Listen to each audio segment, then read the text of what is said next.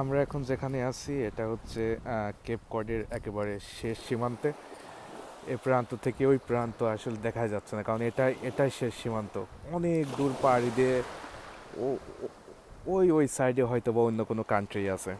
আমি সঠিক জানি না আসলে কোন কান্ট্রি আছে, আমাকে দেখতে হবে। অনেক সুন্দর, অনেক স্বচ্ছ পানি।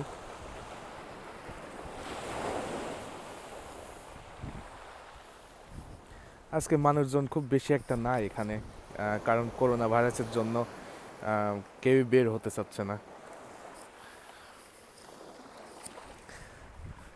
আমি লাস্ট 7 ডেজ বাসাতে থাকতে থাকতে পুরো বিরক্ত হয়ে গেছি, সেজন্য যেখানে জনহীন কোনো একটা জায়গাতে আমি আসছি। কি অপরূপ দৃশ্য!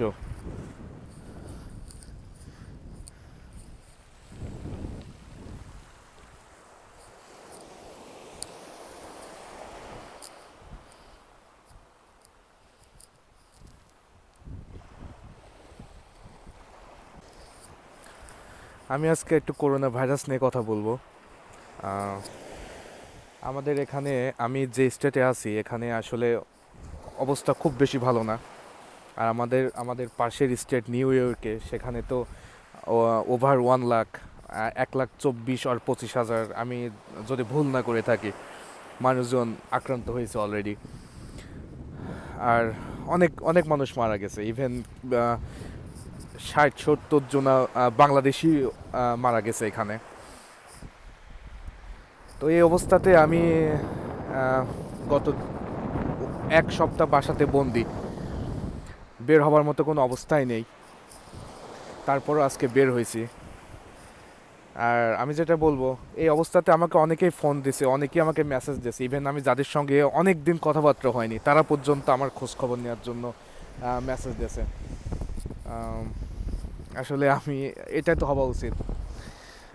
কে কোথায় কেমন আছে সবার খোঁজ খবর অন্তত ফোনে তো আমরা নিতেই পারি।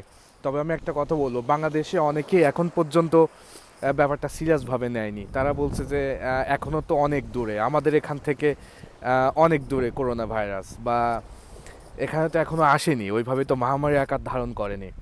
আমি তাদের জন্য একটা কথা বলবো, করোনা ভাইরাস আমেরিকাতে আসার পরে 1 মাসে এর বিস্তার ছিল খুবই সামান্য। হয়তোবা মাত্র 50 জন বা 60 জন অ্যাফেক্টেড হয়েছিল। তখন আমিও ভাবছিলাম একই কথা, এটা এখানে তেমন কিছুই হবে না, কিন্তু 1 মাস পর থেকে এখানে এটা মহামারী আকার ধারণ করছে। আর আপনারা তো জানেন পুরো আমেরিকাতে এখন ওভার 3 লাখ পিপল আক্রান্ত হয়েছে। 10,000-এর ওপর মানুষ অলরেডি মারা গেছে। এভরিডে 30,000 জন লোক নতুন করে এফেক্টেড হচ্ছে। তো এটা একটা অনেক বড় একটা প্যান্ডেমিক, অনেক বড় একটা মহামারী। তো আমি এজন্য বাংলাদেশকে বলছি, বাংলাদেশে এটা আসা হয়েছে হয়তোবা প্রথম রোগী ধরা পড়ছে 3 উইকস আগে, কিন্তু এখনই কিন্তু সতর্ক হওয়ার সময়। এখন যদি সতর্ক না হন, ঠিক যেরকম আমেরিকা সতর্ক হয়নি প্রথমে, এখন থেকে সতর্ক না হলে এটা আমেরিকার থেকেও আরও বেশি ভয়াবহ হতে পারে।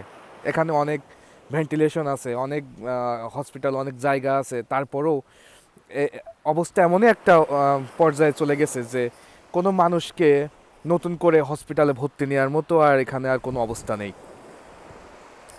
আর ইভেন কারোর যদি সর্দি কাশি নিয়েও হসপিটালে যায়, তো ডাক্তাররা মনে করছে তার হয়তো বা করোনা হতে পারে, তো তাদের সঙ্গে একটা অন্যরকম আচরণ করা হচ্ছে। তাদেরকে পুরো মুখ কাভার করে তাদেরকে নিয়ে চেক আপ করা হচ্ছে। আহ, মানুষের সঙ্গে মানুষ দেখা হলে কেউ যদি হাসি কাশি এগুলা দেয়, তো তাকে ভয় পাচ্ছে।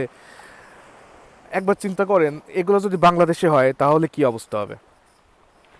তখন তো অনেক মানুষ মারা যাবে। আর বাংলাদেশে এনাফ হসপিটালের জায়গা নেই। কাজে আপনাদের এখনই সতর্ক হতে হবে। এখন সতর্ক না হলে পরে সতর্ক হয়ে আর কোনো লাভ নেই। যখন পুরো চারিদিকে ছড়ায় ছিটায় যাবে, তখন আর সতর্ক হয়ে লাভ নাই। তো এর জন্য আমি আপনাদের একটা অনুরোধ করব, সবাই বাসায় থাকেন।